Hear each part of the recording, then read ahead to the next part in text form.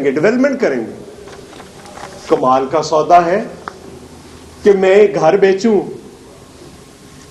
1,35,00,000 کا, اور جو خریدنے والا ہے اس کو کہوں کہ 10 لاکھ آپ مجھے دے دیں اور باقی کا آپ اس گھر کی ریپیئر کرا کے آپ رکھ لینا, اور میں کہوں کہ لوگوں میں شور مچا دوں کہ 135 کا میں نے بیچا. کیسا کمال کی بات ہے. اور پھر ایک بات اور مجھے سمجھ نہیں آتی, آپ کسی بندے نے کوئی بری سے بری چیز بھی بیچنی ہو تو وہ اس کی خوبیاں بیان کرتا ہے. یار یہ کیسا آپ بیچ رہے ہیں, آپ اس کی خامیاں بیان کر رہے ہیں, اس کی برائیاں بیان کر کے اس کو بیچ رہے ہیں.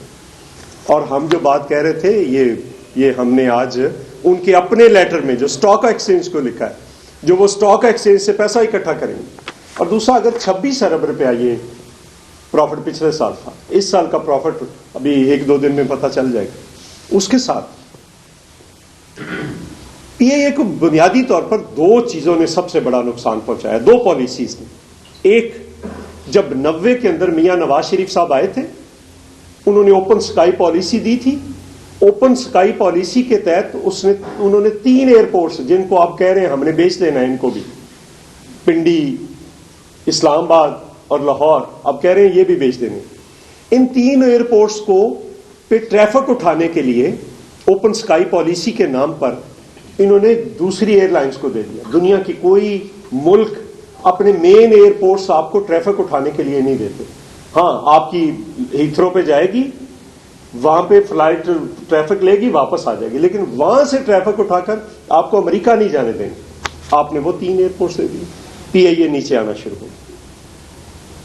دوسرا, جب پی ٹی آئی کے دور میں ایک منسٹر صاحب نے بیان دے دیا کہ ڈگریز جعلی ہے پائلٹس کی, آپ کی ساری بند ہوں گی, وہ کھل گئی ہے.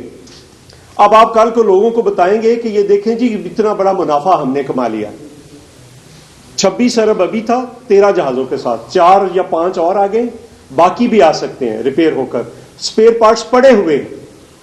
جو ان کا سی او ہے اس کو انہوں نے کہا کہ آپ یہ جہاز ٹھیک کرائیں. اس نے کہا میں جہاز ایئر لائن چلانے نہیں آیا, میں تو اس کو بیچنے آیا. اب وہ سارے روٹس کھل گئے ہیں پاکستان. صرف 40% جو ریونیو ہے وہ اکیلے انگلینڈ سے آتا ہے پی آئی اے کو. اور یہ اگلے سال پروفٹ اگر یہ جہاز چلائیں 17 کے 17 یا 18 چلائیں تو یہ 40 ارب سے اوپر ہوگا, اور باقی بنا کے چلا دیں تو یہ 50 ارب سے اوپر یہ ہو جائے گا. جب آپ نے 2 کمپنیز بنا دی, ایسز لائبلٹیز علیحدہ کر دیے, آپ نے یہ پی آئی اے اور پروفٹ میں چلی گئی, پھر بیچنے کا سوال کیا ہے؟ مجھے تو اس بات کی سمجھ نہیں آتی. اور ہم جو بات کہہ رہے تھے, آپ کہہ رہے تھے آپ جھوٹ بول رہے ہیں, یہ خط اس کی گواہی آ گیا. اب میں آج سکھر پریس کلب, یہ جو محمد علی صاحب ہیں پرائیویٹائزیشن کی, میں ان کو چیلنج کر رہا ہوں, آپ نیشنل پریس کلب اسلام آباد میں آ جائیں, میرے ساتھ بیٹھ جائیں, سارے ملک کا میڈیا سامنے ہو, صحافی سامنے ہو, جتنی بھی تنظیمیں آپ لے آئیں جس کو لانا, جتنے منسٹر آپ نے ساتھ لینے ہیں لے آئیں.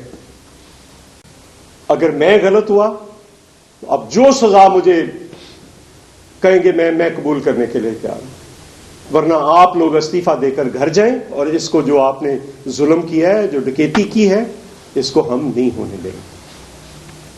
اور وہ ہمارا ایک دوست ہے جی, سکھر میں بیٹھ کر قصور کا بڑا مشہور تجمل کلیم, ابھی مرحوم پچھلے سال ہی اس کی ڈیتھ ہوئی, اس کا ایک شعر ہے پنجابی کا, لالا جی اگر آپ اجازت دیں تو. وہ کہتا ہے کہ جیت لینا تے کھونا ایک برابر نہیں, جیت لینا تے کھونا ایک برابر نہیں, دکھیاں نال تے ساڈے یکے نہ مارو. ہم وہ کام کر رہے ہیں. دوسرا آخری پوائنٹ میں جو کہنا چاہ رہا ہوں, یہ جو بیٹھے ہیں ان کو پاکستان پیپلز پارٹی کی گورنمنٹ نے تمام اداروں کے اندر 12% شیئرز دیے تھے, اور وہ مفت دیے تھے. اب یہ مالک ہیں 12% کے. کیا ان سے پوچھا گیا بیچنے کے لیے؟ کیا ان کو کسی پروسیس کے اندر شامل کیا گیا ملازمین کو؟ یہ ان کی بڈ تھی, ٹیکنیکل گراؤنڈ پہ آپ نے ان کی بڈ جو تھی, یہ گئے تھے, یہ بھی اس کو آؤٹ کر دیا. یہ تو وہ ہیں جو صبح ساری کی ساری مینجمنٹ سائٹ پہ ہو جائے, یہ اس ایئر لائن کو چلا لیں گے. جن کا ایکسپیرینس تھا وہ تو صرف ان کا تھا، باقی کوئی کھاد والی فیکٹری ہے، کوئی کچھ ہے. ابھی ہم عارف حبیب صاحب آپ کے بارے میں ابھی کچھ نہیں کہہ رہے. سب کو پتا ہے کہ جاودہ سیمنٹ کی پرائیویٹائزیشن کے بعد نیو ناظم آباد کہاں پہ بنا ہے، باقی چیزیں کیا ہے جو آپ کا سپریم کورٹ میں آپ کے خلاف ریویو پٹیشن پڑی ہے. ابھی ہم ادھر نہیں آنا چاہ رہے، ابھی ہم گورنمنٹ سے بات کر رہے ہیں. ہم ادھر بھی آئیں گے، لوگوں کو بتائیں گے کہ آپ نے کیا کیا کیا. تو اس لیے میں یہ سمجھتا ہوں کہ یہ پرائیویٹائزیشن نہیں ہے، یہ ایک بہت بڑی لوٹ مار ہے. یہ ایم سی بی سے بڑا سکینڈل ہوگا اس ملک کا، اور ہم اس کو بالکل کنٹیسٹ کریں گے، ہر جگہ پہ کنٹیسٹ کریں گے. اسمبلیوں میں کریں گے، پارلیمنٹ میں. آپ کو پارلیمنٹ میں یہ لانا ہے، چونکہ پی آئی اے ایکٹ آف پارلیمنٹ کے ذریعے بنی ہے. پارلیمنٹ کی اپروول کے بغیر آپ اس کو نہیں بھیج سکتے، اور پھر عدالتوں میں بھی جائیں گے. بہت شکریہ. میں ہدایت خان صاحب سے کہوں گا کہ وہ آپ سے. بسم اللہ الرحمن الرحیم. میں تمام دوستوں میں انتہائی مشکور ہوں کہ شارٹ نوٹس پہ سکر کلب نے ہمیں ٹائم دے دیا. تو اس نے تفصیل سے ساری چیزیں آپ کو بتا دی. ہم چونکہ پرائیویٹائزیشن کے ہم اگینسٹ تھے اور ہیں اور رہیں گے. بڈ پہ ہم اس لیے گئے تھے کہ ہمیں کوئی ایکسیس نہیں مل رہا تھا. اس کے جانے پہ ہمیں تھوڑا بہت پتہ چلا کہ یہ کیا کرنے جا رہے ہیں، کہ جو چیزیں آج سامنے آ گئی. عارف حبیب کو دینے کے لیے ایک پلان بنا دیا گیا تھا کہ کس طریقے سے اس کو ہینڈ اوور کرنا ہے. اور یہ نرالے مطلب ہے کہ پرائیویٹائزیشن ہے کہ جس میں پہلے بولی لگنے سے پہلے بھی اس کو شیئر ہولڈر دیے جا رہے ہیں. عقیل ڈیڈی صاحب کو دیا گیا، اس طریقے سے دوسرے گروپ کو اعجاز گور کو دیا گیا. حالانکہ بٹ نہیں ہوئی، بٹ ہونے کے بعد تو آپ شیئر ہولڈر بنا سکتے ہیں، لیکن اس سے پہلے تو کوئی طریقہ ہی نہیں ہے. آپ امپریشن کیا دینا چاہتے ہیں کہ ان لوگوں کے پاس اتنا پیسہ اور یہ کریں گے.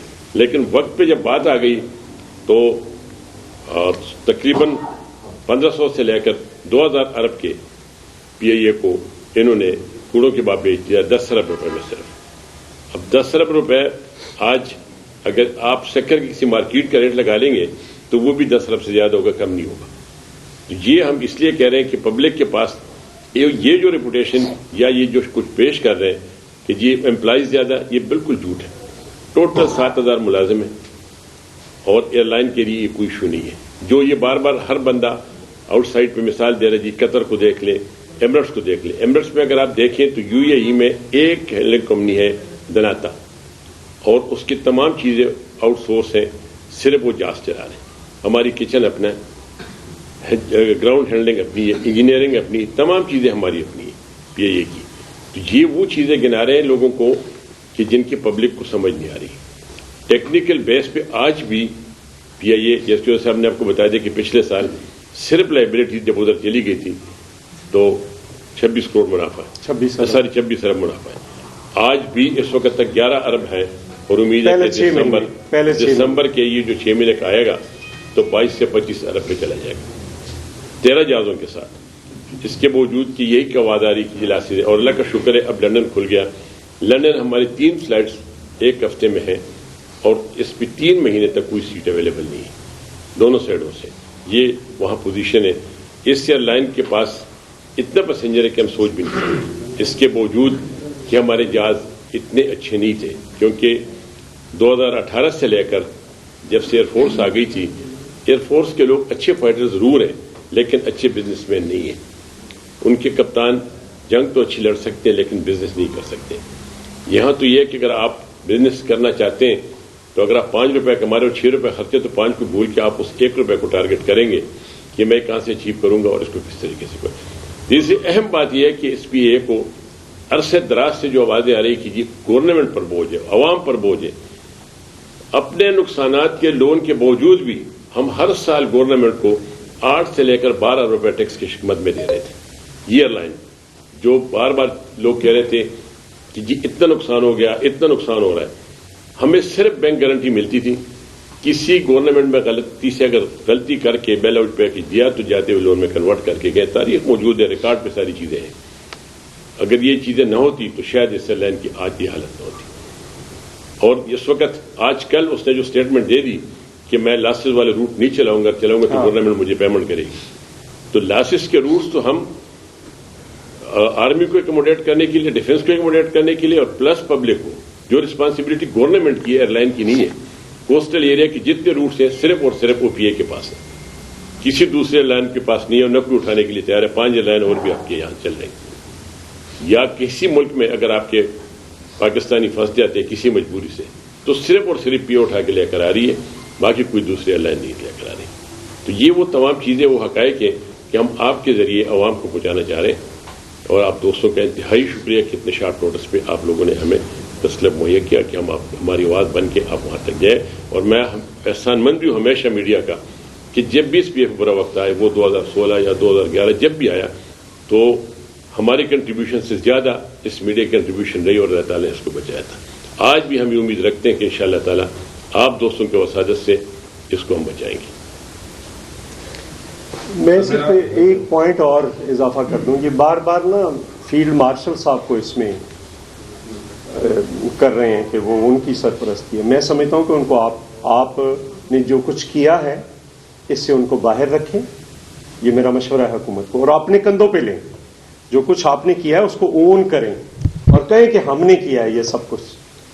और बल्कि मैं कहूंगा कि ये गैर जानबदाराना इसकी इंक्वायरी होनी चाहिए कि हुआ क्या है इस मुल्क के साथ, इस मुल्क के एहसासों के साथ। जी प्लीज। सर, नून लीग आपकी इत्तेहादी है, तो वज़ीर आज़म साहब ने कौमी जो इदारे हैं उनकी लीज पर, प्राइवेटाइजेशन पर कौम को मुबारकबाद दी है। तो क्या कहेंगे किस तरह का अलमिया है ये, आवाम के साथ किस तरह खिलवाड़ किया जा रहा है? इतनी महंगी प्रॉपर्टी, इतना महंगा इदारा कोड़ियों के दाम तब्दील किया गया है, क्या इसके साथ कोई ज़ाती मफाद भी हैं इनके? ये देखिए, ये तो आहिस्ता आहिस्ता चीज़ें खुल जाएंगी कि पीछे कौन कौन है, आरफ हबीब के पीछे कौन कौन है, ये तो खुल जाएंगी, ये तो कुछ छुपी नहीं रहेंगी।